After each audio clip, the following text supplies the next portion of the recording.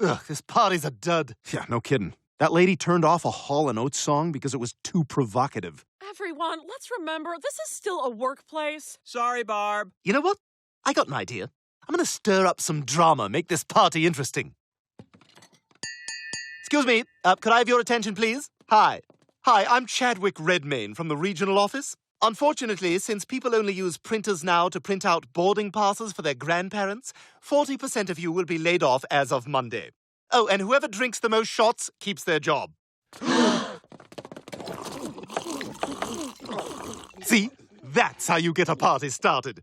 Mr. Redmayne, I don't know who you are, but I've been in charge of this office for 16 years. Sad. And I want to thank you. I've been trying to reduce our staff costs for months, but just didn't have the guts to do it, much less before Christmas. Yeah, well, that's why they send in Channing Redwick or Chadmayne or whatever. I don't even remember what I said.